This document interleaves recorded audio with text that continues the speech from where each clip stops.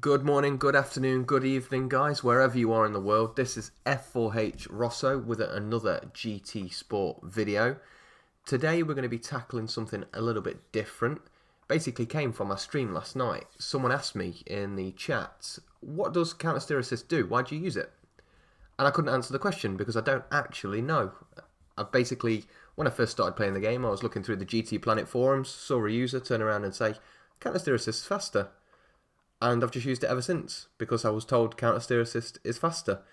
And I don't actually know if that's the case. So today we're going to be using some top level cutting edge scientific science to try and figure out what it is that CounterSteer Assist actually does and how, if it does, have a positive effect on your times and consistency.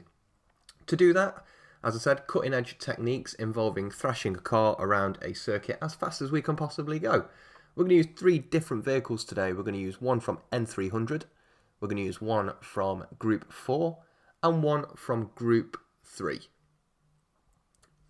We've chosen the Miyabi circuit today at the Kyoto Driving Park for the simple fact that it's a nice short circuit which will involve a variety basically of different corners. Long sweeping corners, fast chicanes, and some a 90 degree turn. Plus it's a nice short circuit, which means that the testing won't take too long, it won't be too prolonged, and also with a nice short circuit, hopefully my lap times and consistency should be pretty on point. We're going to do 2 runs with each car, one with CounterSteer Assist on, one with CounterSteer Assist off, and we're going to be measuring 2 parameters: the total best lap time and also our average lap time over 5 laps. So instead of listening to me chuntering on for the next 20 minutes, let's get to it. Time for some quick science.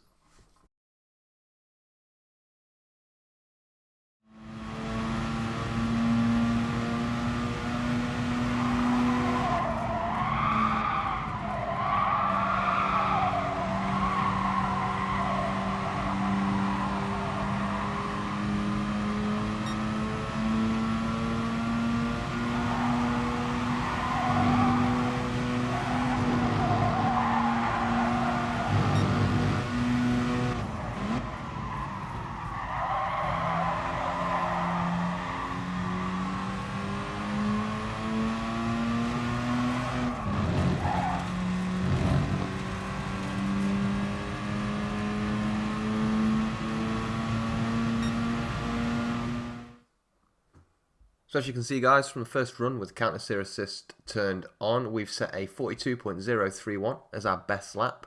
Over the 5 laps, we've got a spread of about 0.4 of a second in terms of consistency.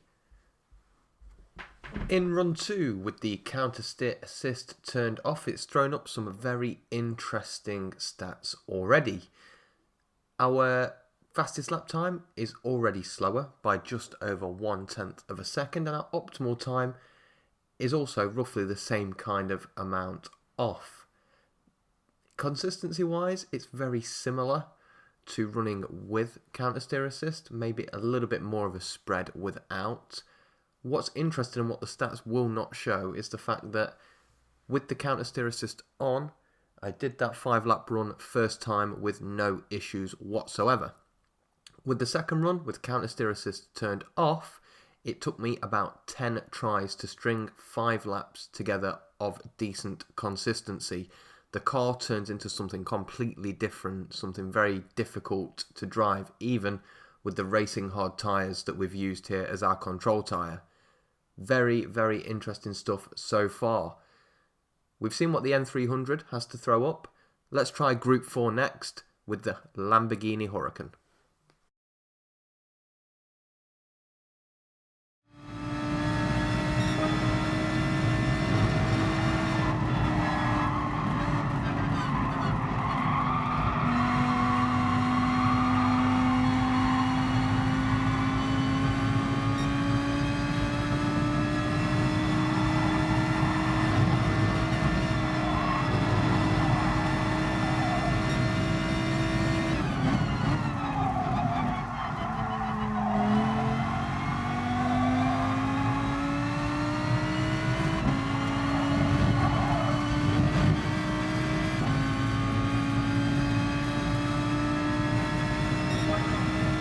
So the first run with the Hurricane with CounterSteer Assist throws up a 39.065 as a best lap time with a lap time spread of roughly 0.3 of a second.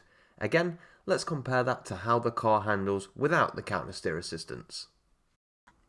So this is where things start to get very interesting. As you can see immediately, running without CounterSteer assistance in the Hurricane actually threw up a better lap time, 39.044. A footnote to this is, in practice I have beaten that time with CounterSteer assist on, but not by much. What's also interesting to note with this run is that it seems that without CounterSteer assistance I was more consistent. A 0.2 spread between the laps, but if you don't count that 39.268, the spread was actually much smaller. So very, very, very interesting. It's difficult to tell whether that's because the Hurricane is a four-wheel drive car and you can get away with a bit more. The RX-7 was noticeably more difficult to drive in comparison to the Hurricane.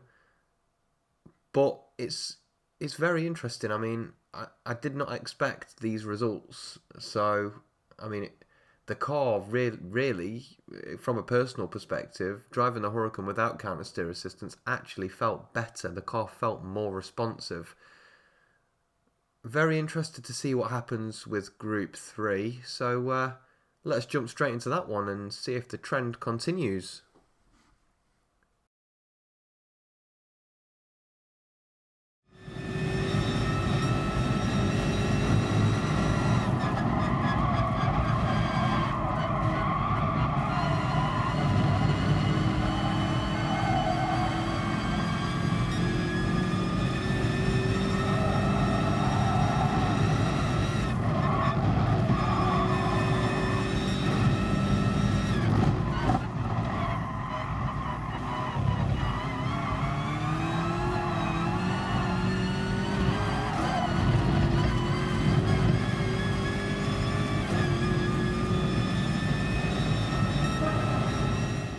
So the M6 on its first run has completed a lap of 36.590 seconds. Pretty decent in terms of consistency as well. Again, par for the course in what we've seen so far.